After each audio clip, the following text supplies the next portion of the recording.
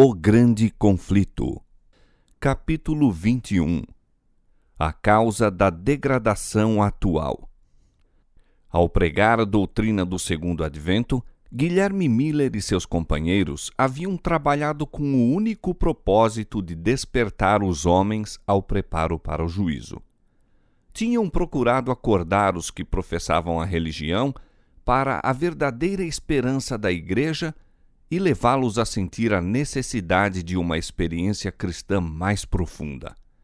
Trabalhavam também para acordar os não conversos ao dever de imediato arrependimento e conversão a Deus. Não faziam tentativas para converter os homens a uma seita ou partido em matéria de religião. Daí o trabalharem em todas as facções e seitas sem interferências com sua organização ou disciplina.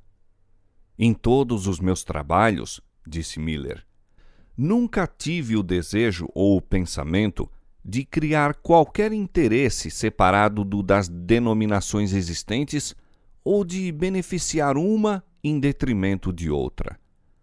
Pensava em beneficiar a todas. Supondo que todos os cristãos se regozijassem com a perspectiva da vinda de Cristo e que os que não viam as coisas como eu as via não haveriam por isso de menosprezar os crentes nesta doutrina, não pensei em qualquer necessidade de reuniões separadas. Todo o meu objetivo se concentrava no desejo de converter almas a Deus, cientificar o mundo do juízo vindouro e induzir meus semelhantes a fazer o preparo de coração que os habilitaria a encontrar-se com seu Deus em paz. A grande maioria dos que se converteram pelos meus trabalhos uniram-se às várias igrejas existentes. Memórias de Guilherme Miller, Bliss.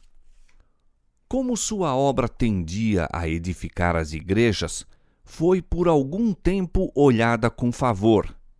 Mas, decidindo-se os pastores e os dirigentes religiosos contra a doutrina da segunda vinda de Cristo, e desejando suprimir toda agitação a respeito, não somente se opuseram a ela do púlpito, mas também negaram a seus membros o privilégio de assistir a pregações sobre o assunto ou mesmo falar de tal esperança nas reuniões de oração da igreja.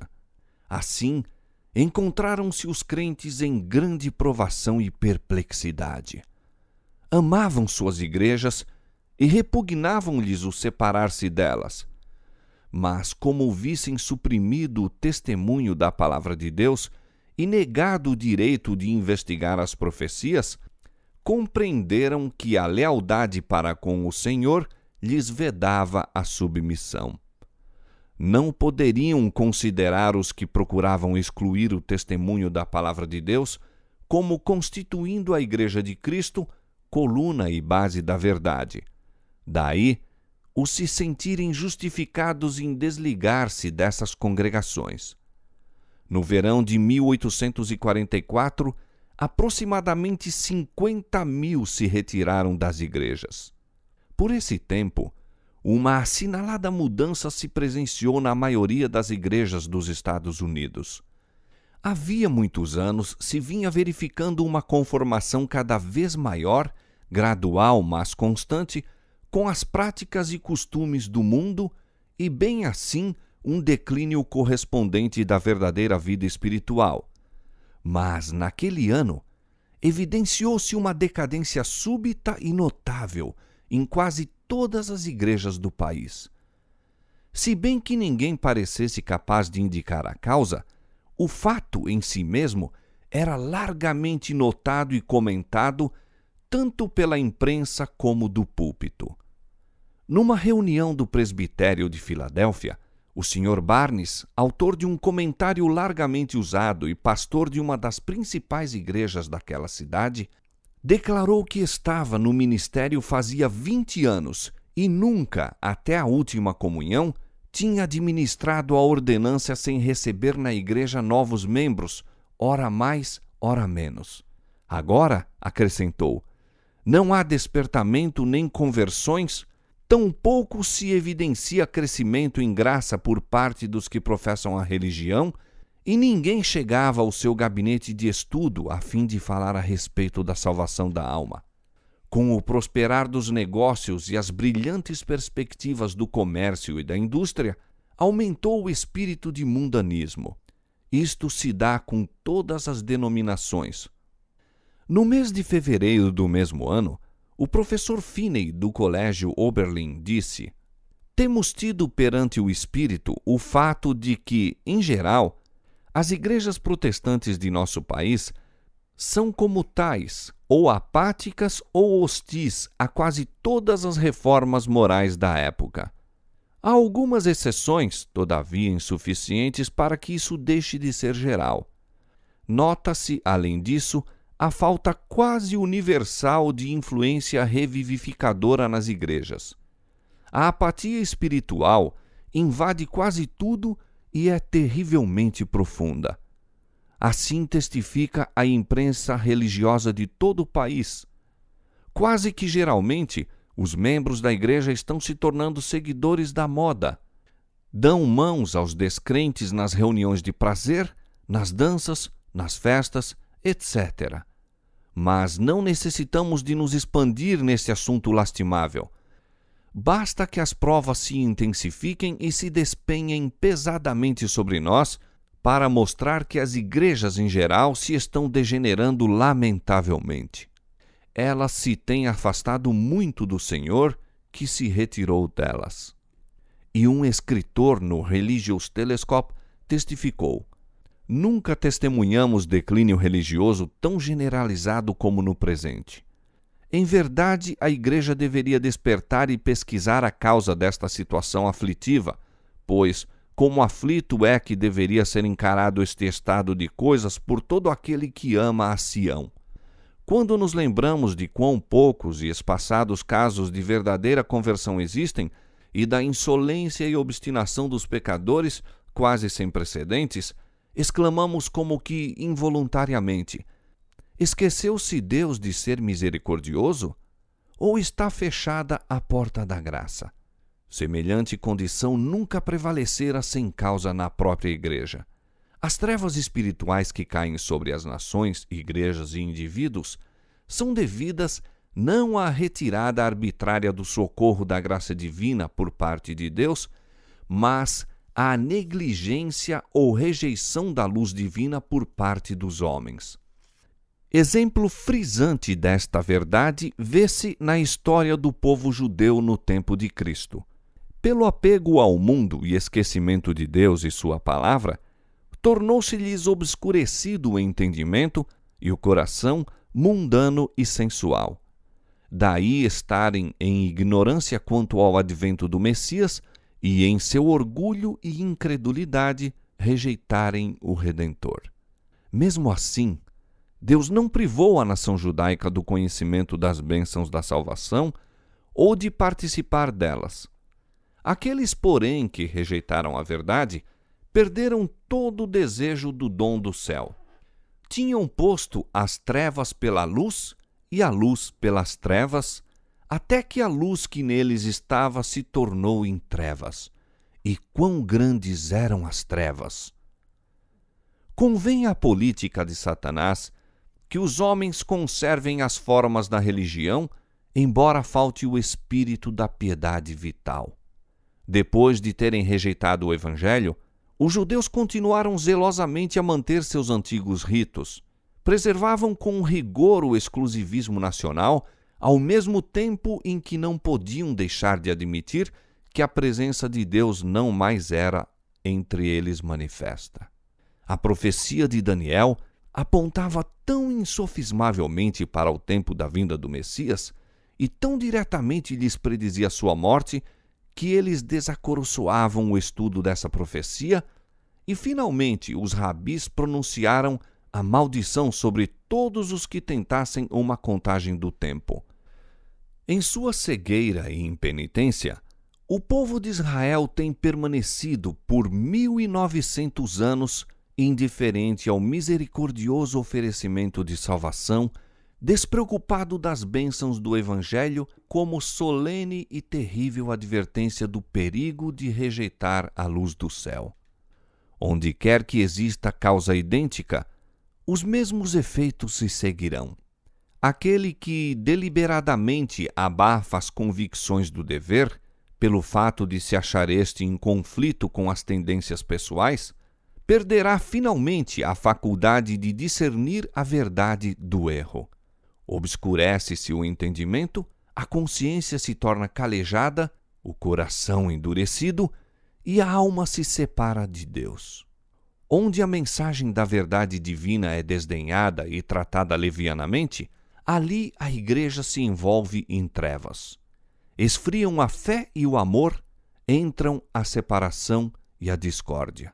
Os membros da igreja centralizam seus interesses e energias em empreendimentos mundanos e os pecadores se tornam endurecidos em sua impenitência. A mensagem do primeiro anjo de Apocalipse 14, anunciando a hora do juízo de Deus e apelando para os homens a fim de o temer e adorar, estava destinada a separar o povo professo de Deus das influências corruptoras do mundo e despertá-lo a fim de ver seu verdadeiro estado de mundanismo e apostasia. Deus enviou à igreja, nesta mensagem, uma advertência que, se fosse aceita, teria corrigido os males que a estavam apartando dele. Houvessem os homens recebido a mensagem do céu, humilhando o coração perante o Senhor, buscando com sinceridade o preparo para estar em pé em sua presença, o Espírito e poder de Deus ter-se-iam manifestado entre eles. A igreja, de novo, teria atingido o bendito estado de unidade, fé e amor que houve nos dias apostólicos, em que era um o coração e a alma dos crentes e anunciavam com ousadia a palavra de Deus, dias em que acrescentava o Senhor à igreja aqueles que se haviam de salvar. Atos capítulo 4, versos 32 e 31, capítulo 2, verso 47. Recebesse o professo povo de Deus a luz tal como lhe refugie da sua palavra e alcançaria a unidade por que Cristo orou, a qual o apóstolo descreve como a unidade do Espírito pelo vínculo da paz. Há, diz ele, um só corpo e um só Espírito, como também fostes chamados em uma só esperança da vossa vocação, um só Senhor, uma só fé, um só batismo. Efésios capítulo 4, versos 3 a 5. Foram estes os benditos resultados fruídos pelos que aceitaram a mensagem adventista. Vieram de denominações várias e as barreiras denominacionais foram arremessadas ao chão. Credos em conflito eram reduzidos a átomos. A esperança de um milênio terreal, em desacordo com a Escritura Sagrada, foi posta de lado e corrigidas opiniões falsas sobre o segundo advento. Varridos o orgulho e a conformação ao mundo, repararam-se injustiças, os corações se uniram na mais doce comunhão e o amor e a alegria reinaram supremos. Se esta doutrina fez isto pelos poucos que a receberam, o mesmo teria feito a todos se todos a houvessem recebido. Mas as igrejas em geral não aceitaram a advertência. Os pastores, que como atalaias sobre a casa de Israel, deveriam ter sido os primeiros a discernir os sinais da vinda de Jesus, não quiseram saber a verdade, quer pelo testemunho dos profetas, quer pelos sinais dos tempos. À medida que as esperanças e ambições mundanas lhes encheram o coração, arrefeceram o amor para com Deus e a fé em sua palavra. E quando a doutrina do advento era apresentada, apenas suscitava preconceito e descrença. O fato de ser a mensagem, em grande parte pregada por leigos, era insistentemente apresentado como argumento contra a mesma. Como na antiguidade, ao claro testemunho da palavra de Deus opunha-se a indagação: tem crido alguns dos príncipes ou dos fariseus? E vendo quão difícil tarefa era refutar os argumentos aduzidos dos períodos proféticos, muitos desacoroçoavam o estudo das profecias ensinando que os livros proféticos estavam selados e não deveriam ser compreendidos. Multidões, confiando implicitamente nos pastores, recusaram-se a ouvir a advertência, e outros, ainda que convictos da verdade, não ousavam confessá-la para não serem expulsos da sinagoga. A mensagem que Deus enviara para provar e purificar a igreja revelou com muita evidência quão grande era o número dos que haviam posto a afeição neste mundo ao invés de Cristo. Os laços que os ligavam à terra mostravam-se mais fortes do que as atrações ao céu. Preferiam ouvir a voz da sabedoria mundana e desviavam-se da probante mensagem da verdade. Rejeitando a advertência do primeiro anjo, desprezaram os meios que o céu provera para a sua restauração. Desacataram o mensageiro de graça que teria corrigido os males que os separavam de Deus e, com maior avidez, volveram à busca da amizade do mundo. Eis aí a causa da terrível condição de mundanismo, apostasia e morte espiritual que prevalecia nas igrejas em 1844. No capítulo 14 do Apocalipse, o primeiro anjo é seguido por um segundo anjo que proclama: Caiu, caiu Babilônia, aquela grande cidade que a todas as nações deu a beber do vinho da ira da sua prostituição. Apocalipse 14, 8. O termo Babilônia é derivado de Babel e significa confusão. É empregado nas Escrituras para designar as várias formas de religião falsa ou apóstata. Em Apocalipse capítulo 17, Babilônia é representada por uma mulher, figura que a Bíblia usa como símbolo de igreja, sendo uma mulher virtuosa a igreja pura e uma mulher abjeta a igreja apóstata. Nas Escrituras, o caráter sagrado e permanente da relação entre Cristo e sua igreja é representado pela união matrimonial.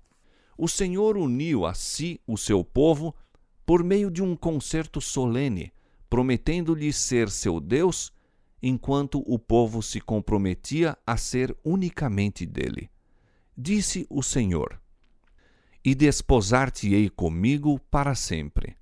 Desposar-te-ei comigo em justiça, e em juízo, e em benignidade, e em misericórdias. Oséias 2:19. E no outro lugar, eu vos desposarei. Jeremias 3:14. E São Paulo emprega a mesma figura no Novo Testamento quando diz: Porque vos tenho preparado para vos apresentar como uma virgem pura a um marido, a saber, a Cristo. 2 Coríntios 11:2. A fidelidade da Igreja para com Cristo, permitindo que sua confiança e afeição dele se desviem e consentindo que o amor às coisas mundanas ocupe a alma, é comparada com a violação do voto conjugal. O pecado de Israel, afastando-se do Senhor, é apresentado sob esta figura, e o maravilhoso amor de Deus, que assim desprezam, é descrito de maneira tocante. Dei-te juramento e entrei em concerto contigo, diz o Senhor Jeová, e tu ficaste sendo minha. E foste formosa em extremo, e foste próspera, até chegares a ser rainha. E correu a tua fama entre as nações por causa da tua formosura, pois era perfeita por causa da minha glória que eu tinha posto sobre ti. Mas confiaste na tua formosura e te corrompeste por causa da tua fama. Como a mulher se aparta aleivosamente do seu companheiro, assim aleivosamente te houveste comigo, ó casa de Israel, diz o Senhor. Como a mulher adúltera que, em lugar de seu marido, recebe os estranhos. Ezequiel capítulo 16, verso 8, versos 13 a 15 e verso 32, e Jeremias capítulo 3, verso 20. No Novo Testamento, expressão muito semelhante é dirigida aos professos cristãos que buscam a amizade do mundo, de preferência ao favor de Deus. Diz o apóstolo São Tiago: Adúlteros e adúlteras, não sabeis vós que a amizade do mundo é inimizade contra Deus? Portanto, qualquer que quiser ser amigo do mundo, constitui-se inimigo de Deus. A mulher de Apocalipse 17, Babilônia, é descrita como estando vestida de púrpura e de escarlata e adornada com ouro e pedras preciosas e pérolas, e tinha na sua mão um cálice de ouro cheio das abominações e da imundície, e na sua testa estava escrito o nome: Mistério, a grande Babilônia, a mãe das prostituições. Diz o profeta: vi que a mulher estava embriagada do sangue dos santos e do sangue das testemunhas de Jesus. Declara ainda ser Babilônia a grande cidade que reina sobre os reis da terra. Apocalipse capítulo 17, versos 4 a 6 e verso 18. O poder que por tantos séculos manteve despótico domínio sobre os monarcas da cristandade é Roma. A cor púrpura e escarlata, o ouro, as pérolas e pedras preciosas pintam ao vivo a magnificência e extraordinária pompa ostentadas pela altiva Sé de Roma. E de nenhuma outra potência se poderia, com tanto acerto, declarar que está embriagada do sangue dos santos, como daquela igreja que tão cruelmente tem perseguido os seguidores de Cristo. Babilônia é também acusada do pecado de relação ilícita com os reis da terra. Foi pelo afastamento do Senhor e aliança com os gentios que a igreja judaica se tornou prostituta. E Roma, corrompendo-se de modo semelhante ao procurar o apoio dos poderes do mundo, recebe condenação idêntica. Declara-se que Babilônia é mãe das prostitutas. Como suas filhas, devem ser simbolizadas as igrejas que se apegam às suas doutrinas e tradições, seguindo-lhe o exemplo em sacrificar a verdade e a aprovação de Deus, a fim de estabelecer uma aliança ilícita com o mundo. A mensagem de Apocalipse 14, anunciando a queda de Babilônia, deve aplicar-se às organizações religiosas que se corromperam. Visto que esta mensagem se segue à advertência acerca do juízo, deve ser proclamada nos últimos dias. Portanto, não se refere apenas à Igreja de Roma, pois que esta igreja tem estado em condição decaída há muitos séculos. Demais, no capítulo 18 do Apocalipse, o povo de Deus é convidado a sair de Babilônia. De acordo com esta passagem, muitos do povo de Deus ainda devem estar em Babilônia. E em que corporações religiosas se encontrará hoje a maior parte dos seguidores de Cristo? Sem dúvida, nas várias igrejas que professam a fé protestante. Ao tempo em que surgiram, assumiram estas uma nobre posição no tocante a Deus e a verdade, e sua bênção com elas estava. Mesmo o mundo incrédulo foi constrangido a reconhecer os benéficos resultados que se seguiam à aceitação dos princípios do Evangelho. Nas palavras do profeta a Israel: "E correu a tua fama entre as nações por causa da tua formosura, pois era perfeita por causa da minha glória que eu tinha posto sobre ti, diz o Senhor Jeová." Ezequiel capítulo 16, verso 14. Caíram, porém, pelo mesmo desejo que foi a maldição e ruína de Israel, o desejo de imitar as práticas dos ímpios e buscar-lhes a amizade. Confiaste na tua formosura e te corrompeste por causa da tua fama. Ezequiel 16, 15. Muitas das igrejas protestantes estão seguindo o exemplo de Roma na iníqua aliança com os reis da terra. Igrejas do Estado, mediante suas relações com os governos seculares, e outras denominações pela procura do favor do mundo. E o termo Babilônia, confusão, pode apropriadamente aplicar-se a estas corporações. Todas professam derivar suas doutrinas da Escritura Sagrada e, no entanto, estão divididas em quase inúmeras seitas com credos e teorias grandemente contraditórios. Além da pecaminosa união com o mundo, as igrejas que se separaram de Roma apresentam outras características desta. Uma obra católica romana argumenta que, se a Igreja de Roma foi culpada de idolatria com relação aos santos, sua filha, a Igreja Anglicana, tem a mesma culpa, pois tem 10 igrejas dedicadas a Maria para uma dedicada a Cristo. E o Dr. Hopkins, no Tratado sobre o Milênio, declara: não há motivo para se considerar o espírito e prática anticristãos como sendo restritos aos que hoje se chama a Igreja de Roma. Nas igrejas protestantes, muito se encontra do anticristo e longe estão de se acharem completamente reformadas das corrupções e impiedade. Com respeito à separação da Igreja Presbiteriana da de Roma, escreve o Dr. Guthrie: há 300 anos, nossa Igreja, com uma Bíblia aberta em seu estandarte e ostentando esta divisa, examinai as Escrituras, saiu das portas de Roma.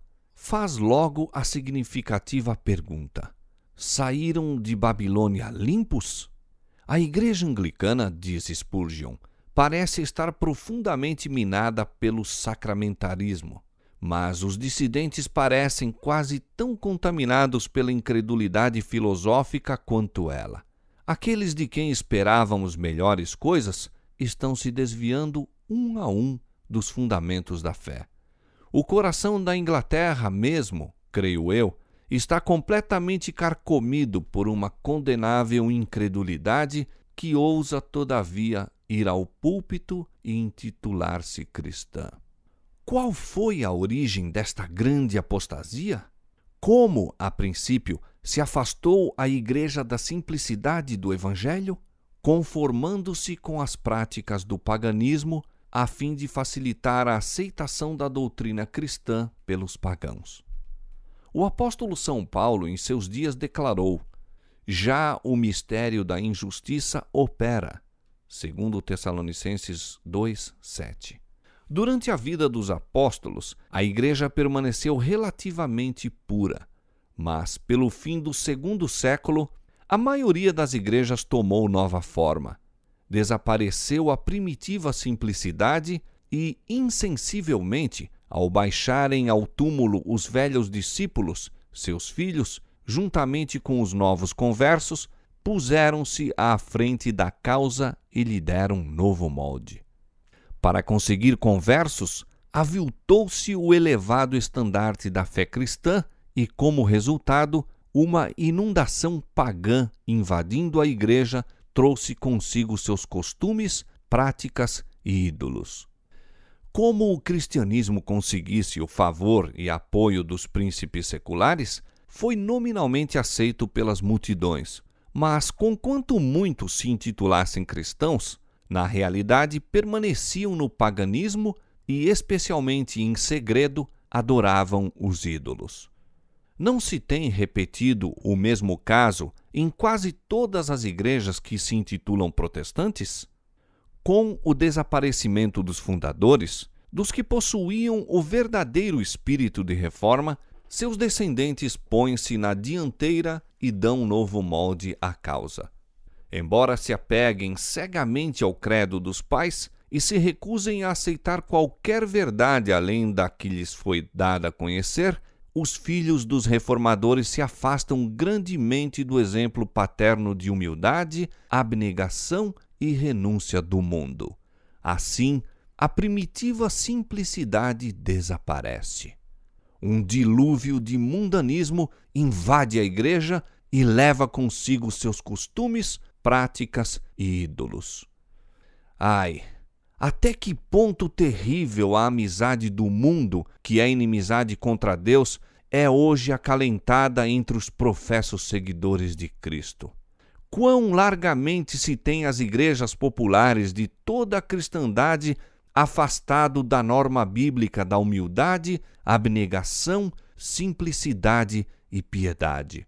Falando a respeito do uso correto do dinheiro, disse João Wesley: não dissipeis parte alguma de tão precioso talento simplesmente em satisfazer o desejo dos olhos, com vestuário supérfluo ou dispendioso, ou com adornos desnecessários. Não gasteis parte dele em ornar extravagantemente vossas casas, em mobília desnecessária ou dispendiosa, em quadros custosos, pinturas, douraduras. De nada disponhais para satisfazer o orgulho da vida, para obter a admiração ou louvor dos homens. Tanto quanto fizeres bem a ti mesmo, falarão bem de ti os homens.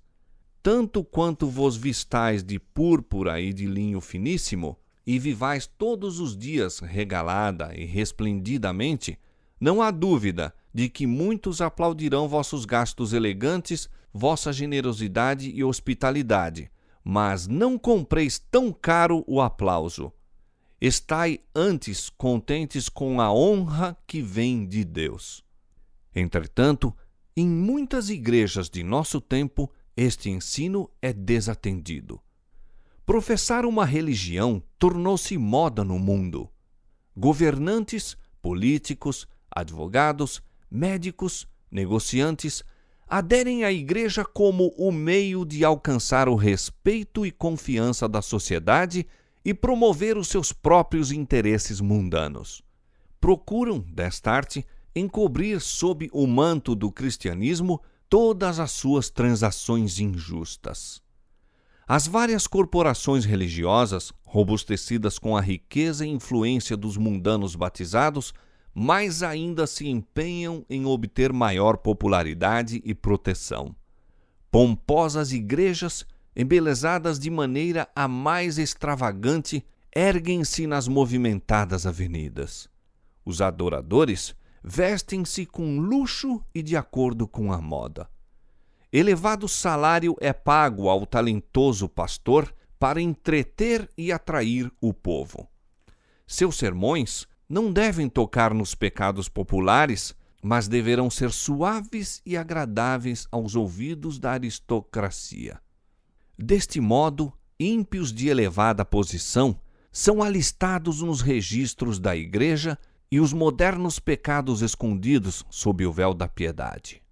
Comentando a atitude atual dos professos cristãos para com o mundo, diz um dos principais jornais seculares: insensivelmente, a Igreja tem seguido o espírito da época e adaptado suas formas de culto às necessidades modernas.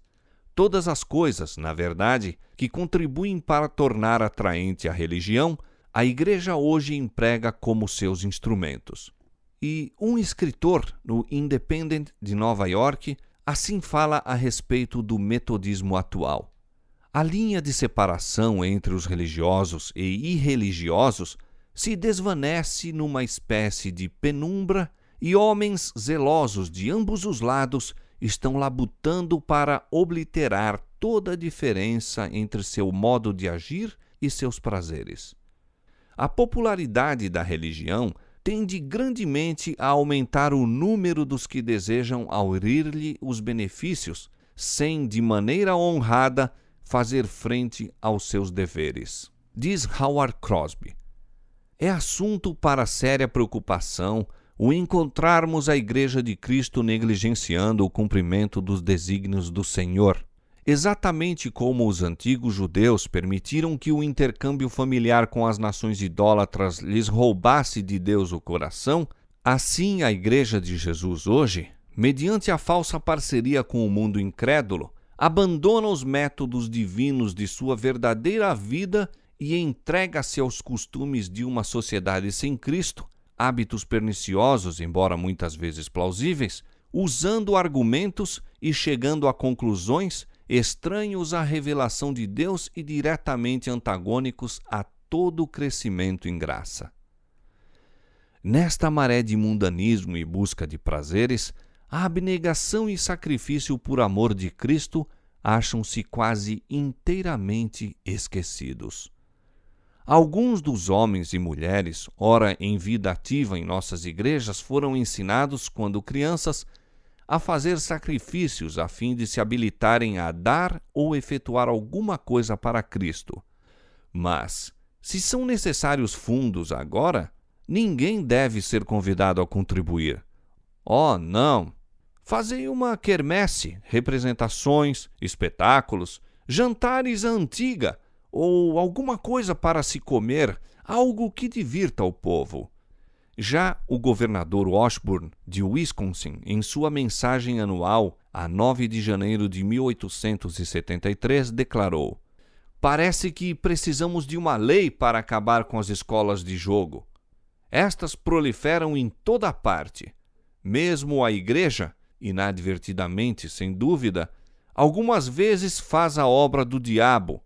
Concertos com fins beneficentes, tômbolas e rifas, algumas vezes em auxílio de objetivos religiosos ou caritativos, mas frequentemente com finalidades menos dignas, sorteios de prendas, jogos de prêmios e etc., são todos expedientes para se obter dinheiro sem retribuição correspondente. Nada é tão desmoralizador ou pernicioso, particularmente para os jovens, como a aquisição de dinheiro ou propriedades sem trabalho. Se pessoas respeitáveis se empenham nessas empresas de azar e acalmam a consciência com o pensamento de que o dinheiro se destina a um bom fim, não é para se estranhar que a juventude do Estado, tão a miúdo, caia nos hábitos que com quase toda certeza a tornarão afeiçoada aos jogos de azar. O espírito de condescendência com o mundo está a invadir as igrejas por toda a cristandade. Roberto Atkins, num sermão pregado em Londres, pinta tenebroso quadro do declínio espiritual que prevalece na Inglaterra. Os verdadeiros justos estão desaparecendo da terra e ninguém leva isto a sério. Os que atualmente em todas as igrejas professam a religião são amantes do mundo, condescendentes com o mundo, afeiçoados ao conforto pessoal e desejosos de honras. São chamados a sofrer com Cristo, mas temem o vitupério.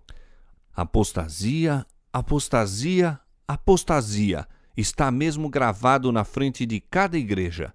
E se elas o soubessem e o sentissem, poderia haver esperança. Mas, ai, elas exclamam: rico sou e estou enriquecido, e de nada tenho falta.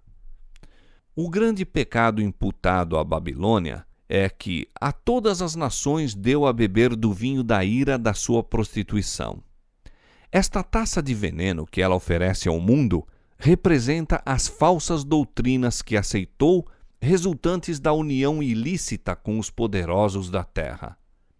A amizade mundana corrompe-lhe a fé, e, por seu turno, a Igreja exerce uma influência corruptora sobre o mundo, ensinando doutrinas que se opõem às mais claras instruções das Sagradas Escrituras.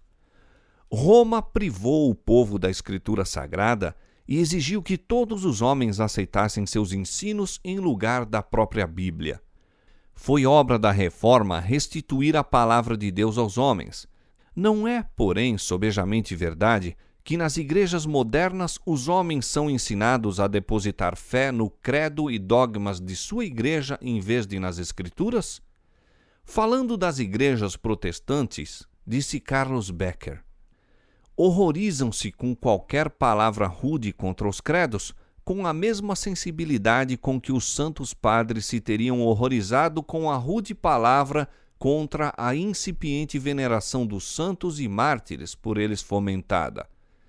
As denominações evangélicas protestantes, por tal forma, ataram as mãos umas às outras, bem como suas próprias, que, em qualquer dessas denominações, um homem não pode absolutamente se tornar pregador sem, de alguma maneira, aceitar outro livro além da Escritura Sagrada.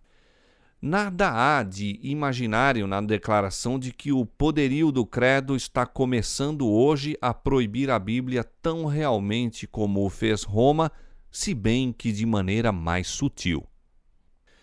Quando ensinadores fiéis expõem a palavra de Deus, levantam-se homens de saber, pastores que professam compreender as Escrituras e denunciam a doutrina sã como heresia, desviando assim os inquiridores da verdade.